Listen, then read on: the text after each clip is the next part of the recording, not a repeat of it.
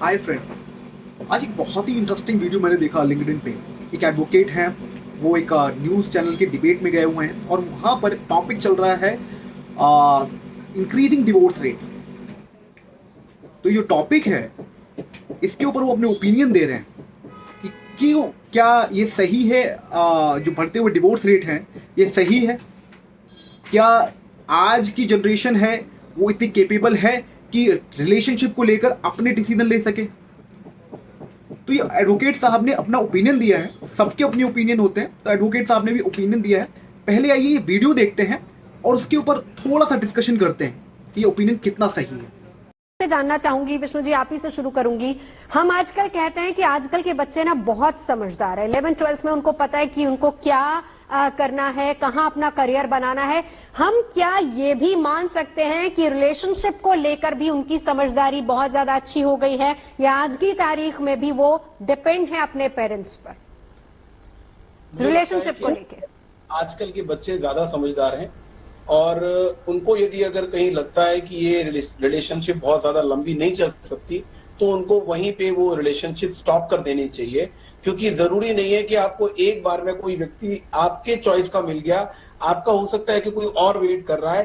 ज्यादातर आप देखें कि पॉइजनस उस माहौल में आप 2 साल 3 साल रहें और उसके बाद कोई बड़ी दुर्घटना हो, उससे बेटर है कि आपको सोचना चाहिए 1 महीने 2 महीने 3 महीने के अंदर, चाहे लव मैरिज हो चाहे अरेंज मैरिज हो, आपको लग रहा है कि हम लोगों की नहीं बन सकती, हम लोग एक दूसरे के लिए नहीं बने हुए, वहीं आप जो डिसीजन लेना चाहें ले लीजिए।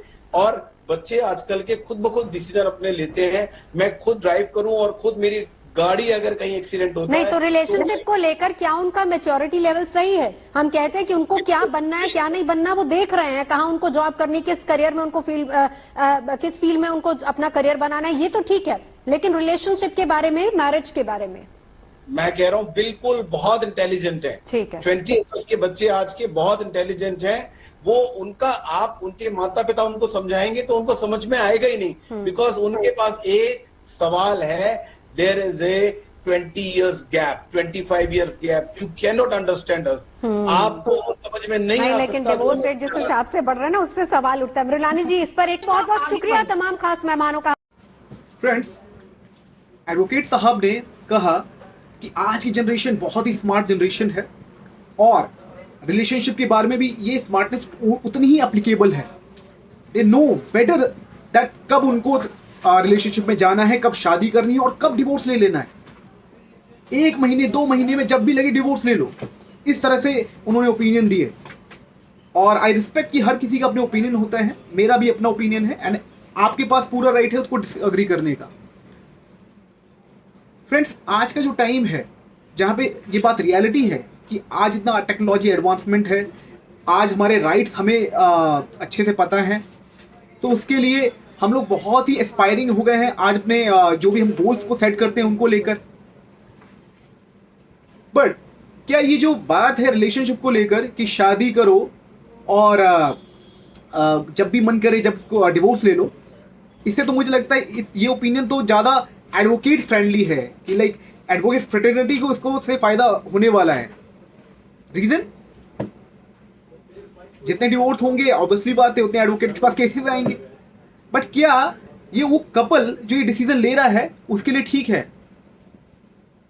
जो मैरिज है, ये मैरिज इतना सेक्रेट बॉन्ड है कि हर रिलीजन में इसको सेक्रेट बताया गया है। कोई ना कोई अच्छे से रिचुअलिस्टिक वे में प्रॉपर तरीके से, प्रॉपर जैसे अगर हिंदू रिलीजन में लिया जाए तो प्रॉपर 7 फेरे बोले गए हैं अग्नि के चारों ओर, और ना जाने कितने तरीके से मंत्रों को, जबकि इस चीज को मैरिज को सोलमनाइज किया जाता है।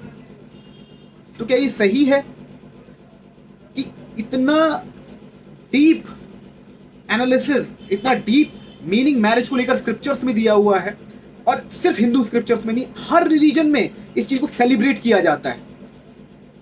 And divorce is a very sad movement. उसको इतना कैजुअली कहना कि कुछ भी कर सकते हैं,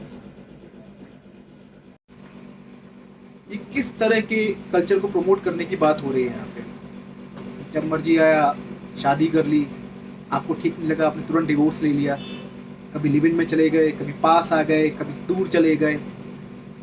ये ह्यूमन सोसाइटी तो नहीं है, इसको एनिमल सोसाइटी बोला जा सकता है, बिकॉज एनिमल्स ही हैं जिनके ऊपर ये रिस्ट्रिक्शंस नहीं है। ह्यूमंस जो होते हैं उनमें सैनिटी होती है, वो टॉलरेंस के ऊपर काम करते हैं, वो कंपैटिबिलिटी के ऊपर काम करते हैं, वो देखते हैं, रूट कॉज में जाना जानते थे, और सीकर्स कि क्या तरीका है जिससे हम वर्कआउट किया जा सकता है।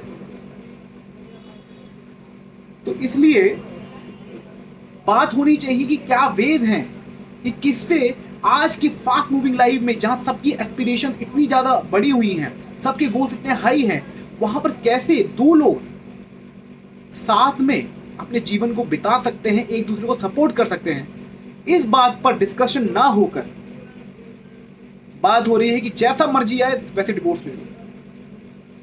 तो जैसे मैंने कहा था, सबके ओपिनियन है, I respect there his opinion also, and this is my opinion, so you have completely right to agree or disagree. Thank you.